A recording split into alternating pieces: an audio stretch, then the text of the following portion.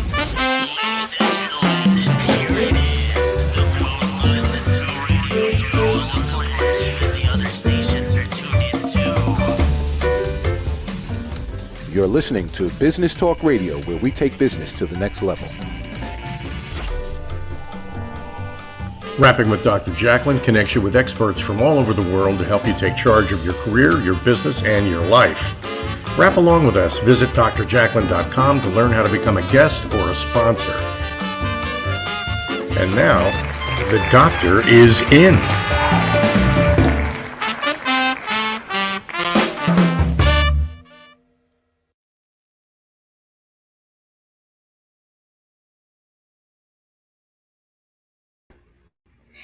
Hello and welcome. You are watching USA Global TV and listening to Business Talk Radio. Our show today is It's All About Dating. Everybody loves dating, right? We're getting back out there. I'm your host, executive producer, director, and broadcast engineer, Dr. Jacalyn Kerbeck. And the star of our show, Lori Mendelsohn, is backstage. Let's bring her out. Hello, my friend. Woo-hoo. Hello, Doctor. Hello, Dr. Jacalyn. We have two doctors in the house today. It's so exciting. It is definitely exciting. I am thrilled to see you every week. I look forward to this. We have so much fun, but at the same time, give really good content, I think, for our audience. We get great feedback. Yeah, that's wonderful. What do you hear, Dr. Jacalyn? About dating or the show? About the show. I'd love to hear that. Yes, I think people feel we have a good synergy between the two of us, good chemistry, and we sort of play off of each other. And we've had a lot of really interesting guests from all different aspects when you look at dating, relationships, matchmaking. So people are really interested in it. That's wonderful. Maybe we should be dating. Well, that is a love thing. Yeah, that's pretty funny. That's we're not dating, but yet we have a dating show. So there's still hope for us.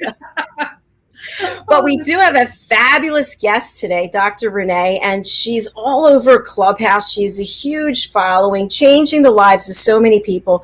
Before we bring her out, I want to spotlight Lori Mendelsohn, and I want to hear what's going on with you in your world, how you're helping people every single day. Thank you, Dr. Jacalyn. So what is going on in my world is, for some reason this week, the world is exploding. People are coming to me looking for coaching, starting to look for matchmaking. I'm picking up clients from all over the country, so it's really an exciting time. I think people are really finally sick and tired of being alone, and they want to meet their mate. The only problem, of course, is this Delta variant that's going on. So, we have to play all that by ear, but it is an exciting time. People are getting ready to start being in relationships and meet their mate. So I'm happy to help them. Well, that sounds fantastic. And by the way, congratulations. Fun. The fact that everybody is reaching out and realizing what an incredible person you are and the talents that you offer to help people change their lives. Thank you. Thank you, Dr. Jacalyn. Something I want to talk to Dr. Renee about also is when you talk about getting back out there in the Delta variant, I did something today that I haven't done in 18 months. I went to an in-person hot yoga class. I've been practicing yoga for over 20 years. I got my certification during the pandemic, but I was afraid to actually go into a studio. And all these things kept coming up for me. I have ulcerative colitis and the Delta variant, being so close to people. I'm going to be too weak. I'm not going to be flexible enough. But I did it. And I'm here to say I'm so glad. So I think it pertains to dating too. Just get out there, get out of your head and just do something, right? That's right. In my area, there are so many outdoor concerts that are going on that, it's just fun to just bring a lawn chair, walk over, whatever, and just enjoy music and be around people. You never know what will happen. You never know who you're going to run into. Maybe your next husband or your next wife. What you do know is if you don't get out of the house, you're not going to run into anybody except maybe the UPS guy dropping off packages with the mailman. That's it. Well, Dr. Jacalyn, he was already caught during the pandemic when we really were. There were a lot of proposals for my guy. So, yeah. Yeah.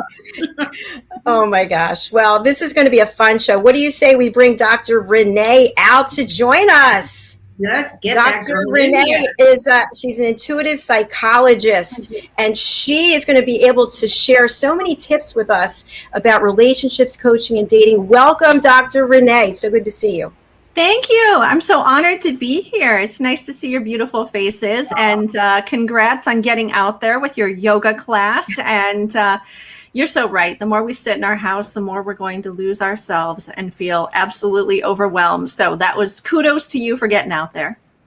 Thank you. Thank you. I feel so much better. But what is it? I want to get into your background, but what is it that happens when we start telling ourselves these stories and fear starts building, and all of a sudden what was a small story is like a huge performance inside of our head, and we're just paralyzed?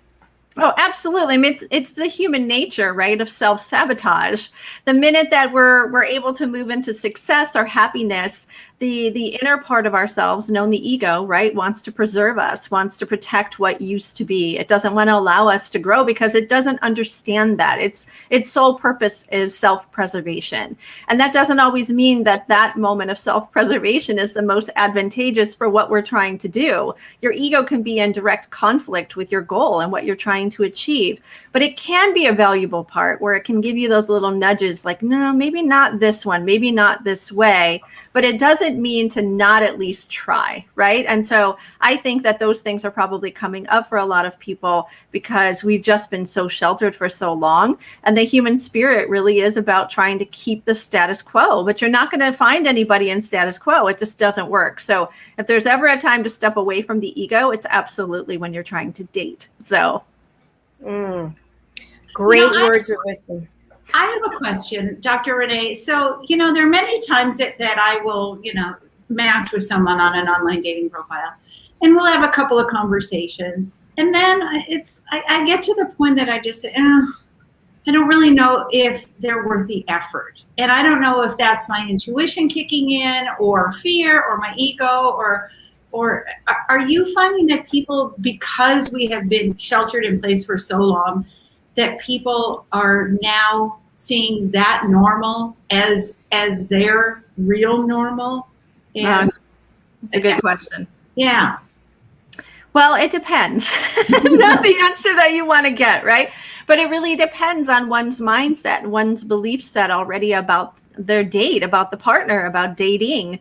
There's two kinds of people. There are those who really kind of focus more on the destiny. They believe in there's one person or maybe a few people for me, and I know he's out there, and it's just about finding him and going through the patterns and what have you. And then there are other people who say there's lots of people out there for me, and the effort is okay. And it's okay if I end up with someone who isn't spiritually destined or predestined for me, and that's okay. Neither camp is wrong. Neither is more, prone to any problems in relationships. But I will say it just really depends on what your belief set is. I am a destiny belief person. I really do believe that there are people who are created for all of us and serve varying roles. It doesn't mean there's one perfect one, but sometimes that can create a little bit of an angst for me, where if I start to lose that feeling, or I start to kind of, not be as excited as I used to be, I'll start to talk myself out of it. And so I have to remind myself that even in a destiny relationship, destiny belief, you still got to do the work, right? You still have to show up. So I think for people since the pandemic, it's still a little bit mixed depending on what their mindset was originally, but people are emotionally depleted. We're walking around pretending as though we're all okay. None of us are okay. We're all struggling somewhere. You just haven't been able to see it just yet. It might have been burnout physically. It might be burnout emotionally. It just might be more heightened levels of anxiety. Maybe more triggers are coming forward. All of this stuff is going to show up in dating eventually. And so when we think about if I'm being a little bit more pessimistic about the possibility of this relationship, it could just be because we're emotionally depleted. And might we be thinking that way about other things in our lives? And so that's a good red flag for self to say it's time to go and work on me just a little bit more. Thank you, Dr. Renee. I know we have some people who just joined us. We have Dr. Renee with us. She's professor, psychologist, author, and she has the Unbecoming healing method. So her expertise is way bigger than this green screen here. So what I'd like to know is when we look at the psychology of dating and the fact that we're in this pandemic or we're not, I just got a call today asking in New Jersey, are we going back to wearing masks? And I said, I hope not. I don't know. But my point is, with all of this going on, how do we know if we're emotionally ready to date? Do we have to be emotionally ready? Or is it like with yoga, where I just said, just go and do it? Again, it really depends. I think everyone is so different. It depends on what the pre-existing precursors are that would get us to say, I'm not sure if I'm ready to date. Some people think, well, I still tend to want to have alone time or those kinds of things. And they're so afraid that their alone time is going to be taken away with a partner. Now, that's something that could be navigated, right? With a partner who assures them, you know what, we can be together and we can still schedule alone time for each of us. There's no worry, we can have our relationship. But if it's someone who has a lot of emotional triggers, a lot of anger from a previous relationship, unresolved trauma, codependency needs, things like that, that's a really delicate space to say. And I'm not one to say don't go out there, but I do ask people to ask the number one question: what is it that I'm seeking for myself through dating? Not who am I looking for and what will they give me? What am I seeking for myself in dating? How can I potentially continue to evolve myself through the actions of actually going out, meeting people and learning more about people, challenging myself to be brave, really putting in more time on things that maybe I was a little afraid to do. All of these aspects of dating help us to evolve independently and individually. If we can stay focused on that versus the partner all of the time, who is she? What is he? Will they be the perfect partner for me? Will they not? Oh, this isn't working. That's not going to get us where we need to go. So I think if we can answer the question that, yes, I'm focused more on me than the actual partner at this time and what I'll get from the partner and how I'll grow, independently and autonomously, I think that we are ready emotionally to go ahead and do that. But if we are still wrapped up in this, this person makes me frustrated really easily, I get really hurt and depressed when the date doesn't work out. These are all really good flags to at least go within for a little bit and start to ponder and ask ourselves a few more questions. Excellent. Thank you. Love it. Do we have time to go into Dr. Renee's background? Why don't we do that after the break? I was just going to suggest we take a break. And after we go into your background, I also want to talk about something that I've been watching on Netflix. I think it's called Love is Blind, the concept of falling in love when you haven't actually seen the person. So how does that sound? Well, that sounds lovely. Okay. All right, stay with us. We'll be right back. We're going to watch a music video of a new album. It's by Frederica Crum and James Pearson. And it's an album of Gershwin tunes. You can find it over on Amazon. So again, Frederica Crum and James Pearson.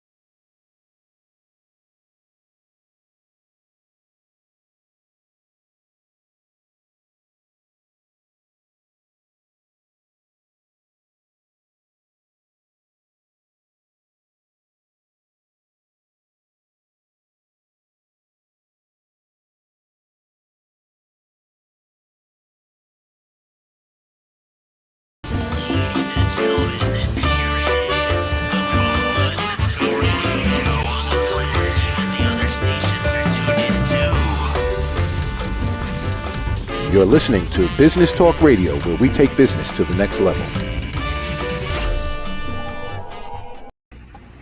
Hello and welcome back to USA Global TV and Business Talk Radio. You're watching It's All About Dating with this lovely lady, Lori Mendelsohn, and our special guest, Dr. Renee, who is a professor, psychologist, author. She's killing it on Clubhouse. She's got a huge following, and she is on our stage today. So thank you so much, Dr. Renee, for taking the time. We really appreciate it. Thank you. I'm so glad to be here with you both. In our first segment, we talked a little bit about getting back out there, breaking patterns, realizing where you are and maybe where you need to be. In this segment, I'd love to talk about your background and then also Love is Blind and what your thoughts are on that. So, Dr. Renee, you've accomplished so much. Can you take us back in time to how you decided to go down this path and collect all these, awards, education, degrees, etc.? Where did it all start? Oh my goodness, thank you. Well, I'm just a little girl from the inner city of Cleveland, Oh, come on now. to parents who didn't even graduate high school. And I consider myself really, really fortunate to just have the great community that raised me. It wasn't just my family. I owe it all to all of my teachers that I had over the years. I knew I was going to be a teacher really, really young. And every teacher I had, I was mystified by. There was nothing that they could do wrong. They were incredible. They were wise. I mean, I just watched every move that they made academically. And, I loved school. I loved everything about it. And as I got older, I just started to grow this passion to want to be, in community with people, to be a teacher. And so I became a middle school and a high school teacher first and loved every bit of it, but started to get this little bug that goes off in me about every 10 years that said, you got to do more, you got to do more. So I went back to graduate school and I studied more into psychology and knew that I wanted to be an educational psychologist where I could train future teachers and psychologists and people who were going to work with children, particularly and teens, as that's my love. And so that all really came back from, who I was when I was little, who was a lover of life, fascinated by human behavior. Why did people do what they do? But there was a lot of pain in there. I was a girl who had a lot of panic attacks, anxiety disorder, very young, often misunderstood for my emotionality, highly sensitive person. And it really led me down that path to want to heal myself. And then when I started really studying psychology, I realized I could have a greater impact on the world, particularly for small children and their families. So that is really where it all started. And it just kept progressing. Every 10 years, I'm reinventing myself, doing something just slightly different, and found myself as a professor and an author and on social media, which I never imagined social media was going to be so good to me, but I'm really, really grateful. So thank you for asking. Thank you. We've got some comments, by the way. We've got hello, baby. Hello to you. We've also got evening, ladies. Hello, Evening, Fraser. Good evening. We all love Fraser, don't we? Or put both together. Hello, ladies. Yes. Exactly. Dr. Renee, before we go into Love is Blind, how has Clubhouse, you just mentioned it, how has Clubhouse impacted your business? Oh my goodness. Oh. I mean, just exponentially, I started in late January and I didn't like the app at first. I got on and I was like, what is this? And I left for a week and I came back in February and I was like, let me get out there and let me try. I felt like I was just jumping into these rooms and not knowing what I was doing. And it just started picking up when I started speaking. People were DMing me, talking about how much they love what I had to share. And they felt like they heard their story and what I was sharing. And they loved the vulnerability. And also, they felt as though I created safe spaces for them to land, And so I've already been in the coaching, and therapeutic realms for many, many years. And every time, I'm telling you, after every room, there's DMs and, individuals booking sessions to the point where I almost can't keep up. I feel really, really blessed. So things are going to be growing now. I actually just hired my daughter to be my virtual assistant, and she's going to start helping me and all those kinds of things. But it is profound. I think Clubhouse is definitely a huge supporter of entrepreneurs for sure. It is. That's fantastic. I wanted to comment, Renee, the first time that I met you, you came into my single over 50 room and you raised your hand and you said, I used to work for Match.com. And all of a sudden, I went like, and my ears, got like Dumbo, and I hung on every word that you said, and I immediately followed you and hit the bell for always, and then reached out to you and asked if you could co-mod with me, and then I have so enjoyed seeing your tremendous growth. But the thing that you downplay is your impact on people, that people get up at 6:30, 5:30, 4:30 in the morning to be in your emotion club rooms because you help so many. And you don't hear it. There's so many who you'll never know their voices, but you really change lives and make a difference. And you've actually changed my viewpoint on many things. So thank you. Your voice is beyond believable. The people who you're impacting. Well, thank you. That means the world to me. Again, you just you keep doing what you want to do and what you love, and you don't take it for granted. But that isn't. I'm not there for any numbers or anything like that. And I think that's what makes it such a blessing, that every day you can walk away, still be normal, and really love the impact in what you're doing. So thank you, my dear. I'm so glad I met you. Me too. Thank you. And if I can just add on to that, I think there's some people in Clubhouse that are very concerned about numbers. It's all about numbers. And then sometimes they get a little curt in the rooms and they don't return DMs. You're lovely. You're just a lovely, gracious person. And you can tell that it's from your heart. You're coming from a heart-centric place to help other people. Yeah, absolutely. And if you could have only met my parents, I mean, my mom is still around. My dad's been passed away for 20 years, but that was everything for them. Live from your heart, love from your heart, give all that you have, and take care of everyone, because, like, we were poor. We almost lost our house. We were on welfare, a lot of things, but people constantly helped us. People were always there for us. So it's easy to want to give back when the world was so good to you. Mm-hmm. I love that. That's wonderful. I want to talk a little bit about Love is Blind, and then if we can talk about your book, I think that'd be great. So there's this series, Love is Blind, and I've actually hooked on it. We have some family members visiting. They've all watched it. So the premise is that people are brought together and they are separated by a wall, and you have speed dating. So there are these pods, and you're in each pod for a certain amount of time. And then if you want to go back and date somebody again, and you have a notebook. And so for 5 days, at the end of the 5 days, if there's a connection, then the guy proposes to the girl. It's men and women. So now they're out of the pods, the ones who have the engagement, and now they have to live together, and they're getting married. I think it's a month. So they have a month to be together, and then they're married. So as a psychologist, I'm just wondering, there used to be times when people would be pen pals. They'd write and they'd never see each other. So what would it take to make something like that work? Because you don't have that physical piece. And then you have to get to know them on a physical level after you have an emotional connection. So what are your thoughts about that?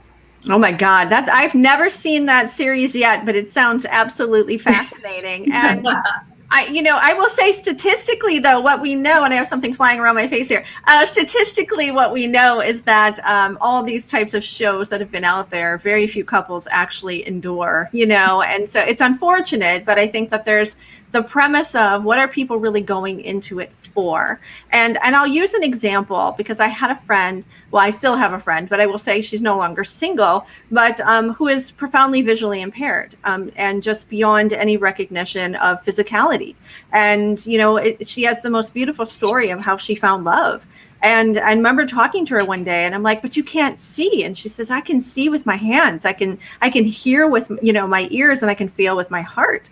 And I think that love is absolutely physical, but physicality in the human mind doesn't just mean what the eyes see, right? We take for granted the power of all of our senses in creating that physical connection.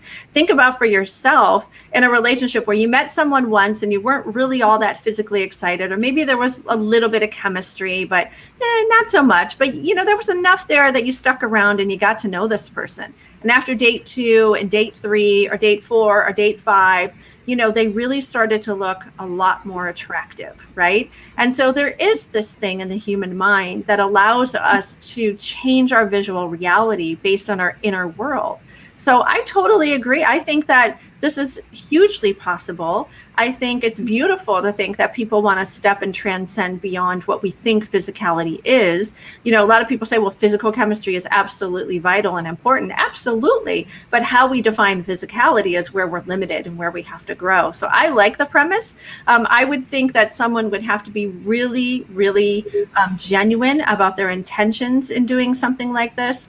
And I would also say that if they could transcend the limitation of physicality in that way and stay open to the resonance and how you feel and allow that to just have some time, I guarantee you that even if the person wasn't so physically exciting to you right away, if you really allowed yourself to fall into that, lean into that, you never know if it might change. So I would say go for it. Oh, I'm like, go for anything these days, just go for it. Yeah. Exactly. Well, guess what? I'm going to submit Lori and my names for the next show that they have. That will be in the. No, Dr. Jacalyn, go right ahead. I am fine. I was going to ask you too if you have seen Married at First Sight. No, but I remember when Steve Harvey was coming out with the 30-day date show. Remember that? And and I thought that was a great idea because what it recommended was that even if you feel no on the first or second date, you persist for 30 days. And it wasn't 30 days straight. You didn't have to date them for, 30 days or anything like that. But you definitely had to make an effort and have X number of dates over those 4 weeks and see if that didn't change your perspective. And for some it did, because how many of our introverted people, can't quite, come out right away, right? And we judge them. And it's so horrible because they're so beautifully creative and communicative once you give them an opportunity and they trust. And then, some people are just a little scared and don't quite know how and have to lean in over time. And then others you just don't want to be with. So I think you have just a whole host of possibilities there. I love it. I love it too. Thank you so much. So exciting. So I want to move on to your book. It's called The Unbecoming, A Journey Within. It's available on Amazon, paperback, as well as Kindle. What's the premise of the book and why did you write it? Oh, this is my baby. And, it was a labor of love. It took me probably 3 years to get to this notion of how to write the book. I originally set out to write a self-help book, to tell my story, to tell my journey of some of the different things that I had gone through, how I had resolved them, give some tips and techniques. And then after the second year, I realized how miserable I was trying to write this book. And originally it was called A Journey Within. And I finally walked away from it and I said I had had enough. And a friend of mine said to me, well, what do you really want to do with this book? I said, I want to tell my story, but I don't want to relive the traumas. I want to talk about the victories. I want to talk about how we can all transcend these traumatic aspects of our lives, beyond anything that you ever imagine. I talked about my cancer journey. I talked about my journey with infertility, my divorce, losing my father, who was my best friend, my mom, and the impact that she's had on me and those kinds of things. So instead of telling it that way, I wanted to tell it in a science fiction fantasy way. So it's a true story of my life, but the characters that are in the book are, time travelers and individuals who go back into these portals and moments of time to unlearn, or what we call unbecome, to let go, release, surrender those habits, those patterns, those beliefs, all those culturally created, self-created aspects of self that no longer serve us. Because how do we let go, right? And so the unbecoming is the ideology that life is like breathing, right? For everything that we try to achieve and become, we have to surrender and release or unbecome something. Just like the inhale, we have to exhale. So when we become, we have to unbecome. We can't be selfish. We have to learn how to let things go to make that space. And many times it's about letting go a lot of those things that other people created for us in our lives. And so it's just a journey through, these 5 unique aspects in my life, how I unraveled and unbecame, and getting to a place of celebration to where I'm going in my life in the future. Dr. Renee, what did you learn about yourself while you were writing the book? Oh, I remember crying in chapter 4. Oh my goodness. That one took me, I only took 45 days to write the book when I finally got to the method that I wanted to use. I swear probably 20 of those were spent on writing chapter 4. And chapter 4 was where I reflected upon right when I was done with going through my cancer journey and my leg was being reconstructed. I had melanoma cancer, and I realized that my marriage was over and I was going to be alone raising 2 kids with this future of not knowing if my cancer would come back or would anybody love me with these physical scars on my body and this lacking limitation that I now had. And I remember looking in the mirror one day and just crying my eyes out and looking at my scar and looking at my life. And I talk about this in the book where she's in the cave and she's with her spirit guide at that point in the book. And he just says to her, you know, that everything that she sees is in her absolute control. She can change anything that she wants to at any moment in time if she just lets go of the past. And it was like this huge release of how much I have been a victim to my own past. And it was in my own doing. And all I had to do was put it down and say that I was done. And I wanted to live and I wanted to do something really, really different than I had ever done. That was my greatest lesson. And it's still my biggest one. Everything I do, relationships, friendships, work, no matter what I do, I always start with a very new beginning. And I make sure that anything from my past stays within arm's reach of that particular new connection so that it doesn't taint it or corrupt it or create any sort of hindrance in it. So. Thank you. Amazing. Now I want to read chapter 4. Yes, it's a tearjerker. I'm telling you, get it. Yeah, it's a short book. It's only 111 pages, and it was made that on purpose. The second book in the Knowing is going to come out in November of this year. So where that one leaves off, the second one begins, and it's quite interesting. Excellent. So exciting. I wanted to ask you about your intuition and when you discover these spiritual gifts that you have. How old were you and what was your awakening on that? I kind of feel that as I kind of came into this world awake, that's why it was so painful as a child, because I was already very diverse, neurodiverse, everything about me, highly sensitive. Everything about the world was so unique and profound and powerful. And it was about finding the right people strategically in my life at the right spaces now that were my teachers to show me who I was. So I feel like I kind of came into life that way, but I was 3 years old when I had a really profound experience where I recognized that I was different than a lot of people and that it wasn't something for me to be afraid of. But my support mechanism, my family, really didn't have the skills or the capacity to really help me. It took until I got into a very special school in 3rd grade that a teacher literally said to me, "I see you and I know who you are." And he really took a liking to me and protected me profoundly and made sure that I didn't fall off of my path. And, you know, because I could feel what people were feeling, I could see thoughts around people, and it was quite overwhelming. You know, it was like, why do I see all these colors and these shapes and all this kind of stuff swirling around people? And I didn't know what was mine and what was theirs. So it was really, really challenging until I got into about my 30s and really started to study these kinds of things. My awakening came right after my cancer. That is for sure my profound awakening of recognizing there was still some things to be let go, and how would I free my spirit to live the rest of my life that I plan on being here for a very, very long time. So it's kind of a mix of I've always known, and then I kind of also had these beautiful life experiences that revalidated that I was on the right path. I so appreciate your transparency and your authenticity. Thank you so much.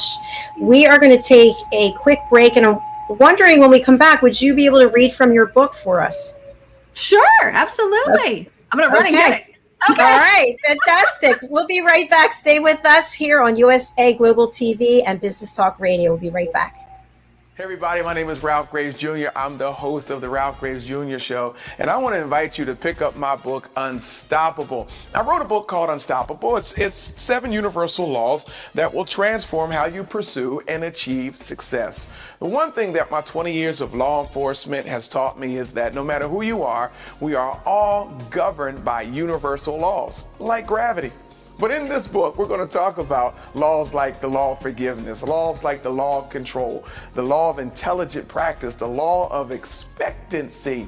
I was able to see how those, no matter what their background was, those who identified and treated these laws with respect, they were able to go on and lead successful lives. So pick up this book, and you can go ahead and pick it up at Amazon.com, BarnesandNoble.com, RalphGravesJr.com, where anywhere where fine books are sold. Thank you. There are 7.7 billion people on Earth today. 40% of these people are under the age of 25. Young adults are the most fertile mission field in the world today. In Scripture, we see Jesus pouring his life into 12 young adults who he equipped to change the world and all of history. Like Jesus, we believe that the best approach to reach the world with the gospel is to invest in young, emerging leaders and equip them to build disciple-making movements. Concentric is the notion of surrounding and sharing a common center. Our center is the model and strategy of Jesus for both leadership development and ministry formation. As a global alliance, we provide equipping in biblical leadership based on Jesus' example in the New Testament. Jesus modeled for us how to make disciples that reproduce. Focusing on leadership development is key to creating movements that spread the gospel and Jesus' disciple-making strategy to young leaders around the globe. Our Ministry Alliance partners are actively equipping leaders and building movements of multiplication that reproduce the life of Christ. Join us today to equip young leaders with Jesus' strategy that will change cities and nations.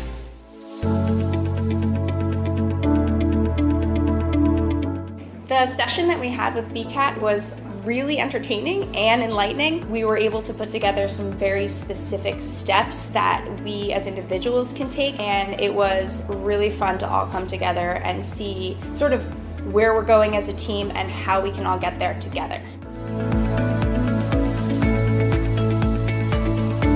We had a tremendous experience with the BCAT partners. One of the challenges that we have as an organization is to make sure that we have the right people in the right chairs doing the right thing. To do that well, you have to have synergy. You can try to dream up ways to make sure that your group does that, or you can rely on experts. We would recommend BCAT partners to anybody who's looking to take their organization to the next level.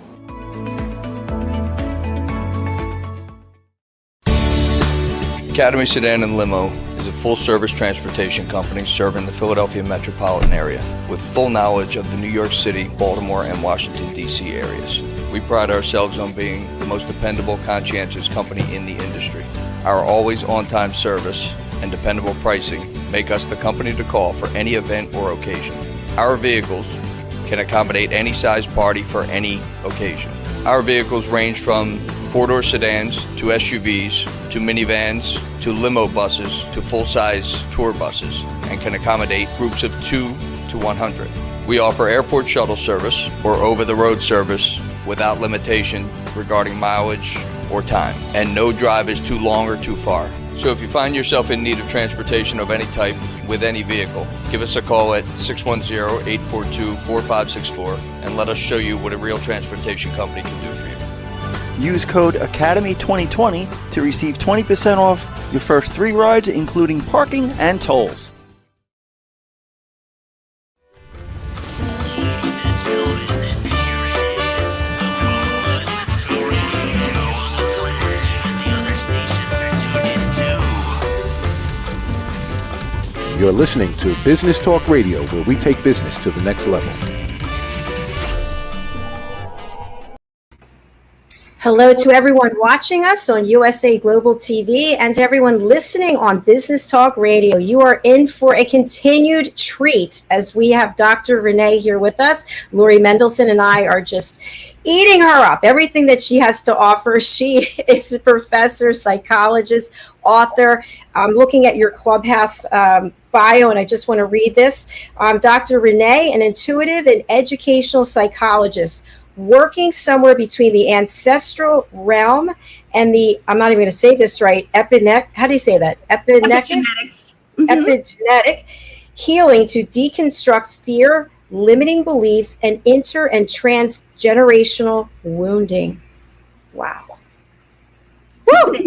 Wow. That took a bit to write that, but yes, I feel like that so captures where I am in my life right now. Thank you. I love it. Thank you. So you're going to read to us from your book. You've got another one coming out in November. All right. So go ahead, set the stage for us if you would, please. Absolutely. So this is chapter 4. I thought I would bring in the tearjerker for you all. This chapter, obviously out the first 3 chapters, there are several different spirit guides who is the main character, named after my daughter, but really it's a story of me, because Renee doesn't sound like a very interesting fictional character, right? But Liv sure does. And she meets all these different spirit guides along the way and unlearns all of these lessons. But one of the hardest ones for her really was the fear around cancer. She had already experienced cancer. She had gone through her journey. She was okay. The prognosis was really good, but her father, her best friend, had passed away from cancer earlier on in the book. And it really was something that impacted my life. I remember how powerful my dad's death really was on me and everything that I was. And I realized that I was carrying around this generational fear, this wounding that I genetically would just have happened to me, what happened to my dad, what happened to my aunt. And I wasn't able to, even after a good prognosis, to get out of that anxiety and fear of living again. I was so afraid that I would leave this world and my children would be without their mother. So in chapter 4, she meets the 4th spirit guide, who is called the Destroyer. And he's this beautiful soul who helps her to really look within the aspects of her spirit. And she comes up onto him, and they start talking about this particular sword that she's been carrying around. And once you look in the early parts of the book, the sword will make sense, but it's symbolism for not being able to let go, right? For fear. And they go on and talk about this kinds of things. And he's questioning if she had ever put down the sword. And it says here, the Destroyer quickly reminded Liv that she had been carrying the fears of death and dying and everything that she was conditioned to believe about mortality within her soul, that she hadn't truly surrendered. How can I surrender if I'm facing the possibility of dying? Cried out Liv. You are the mother of all, my dear, replied the Destroyer. Why do you deny yourself the right to see your own divine power? Put down your sword. Liv looked down at her leg and reminded the Destroyer of her cancer. I am not making this up, she said. I have gone through surgeries and pain because of this battle. In that moment, Liv looked up and realized the Destroyer was gone. Where did you go? Screamed out Liv. Why did you leave me?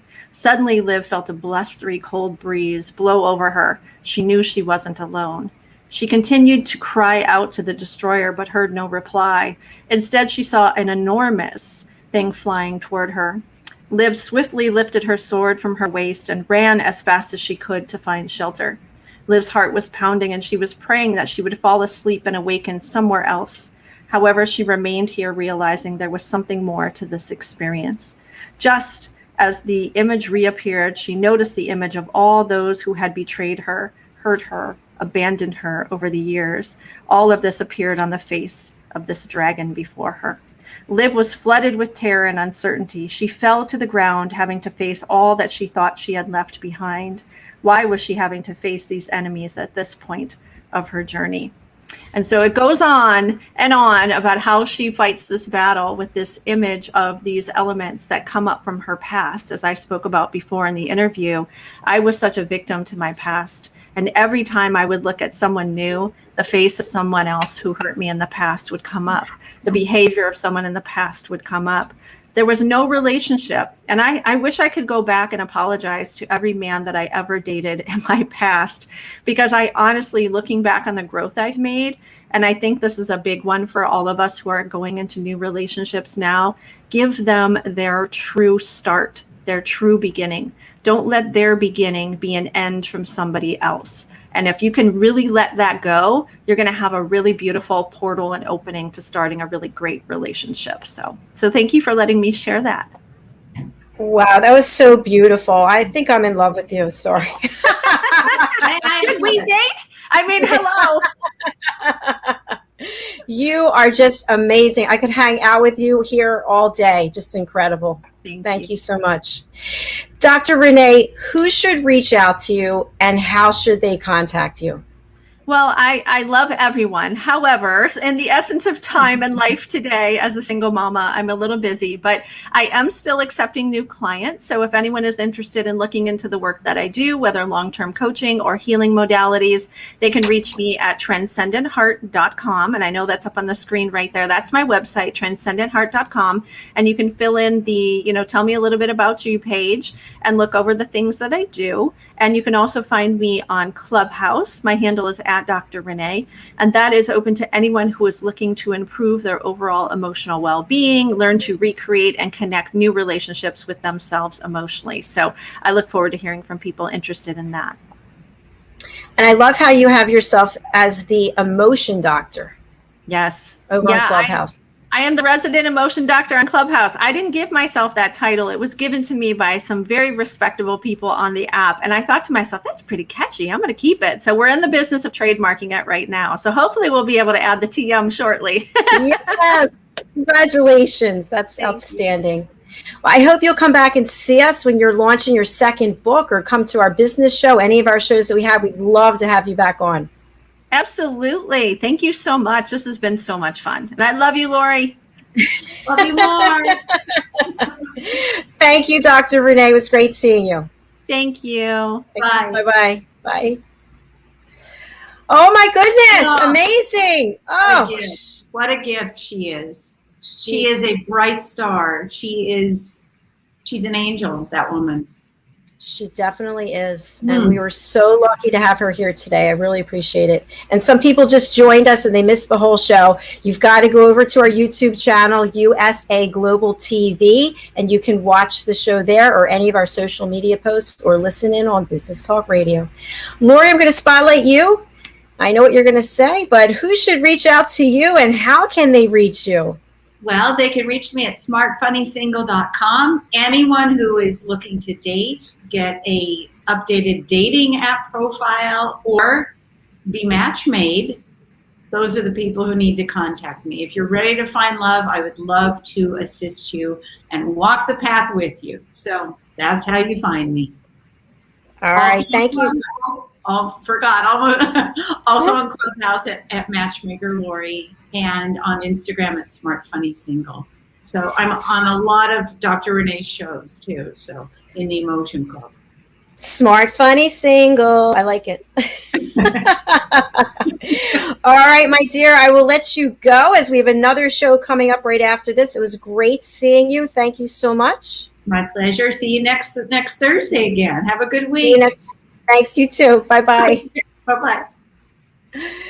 We've got a great show coming up for you. It's called A Better You. Lessons from the best coaches, consultants, and trusted advisors. This is not an interview show. This is a presentation platform. I've hand-chosen experts from around the world who come on our shows 7 times a week to present lessons to help make us better personally or professionally. And our 2 experts for this show are Hyatt Ives. He's going to be talking to us about trade shows from the ground floor up.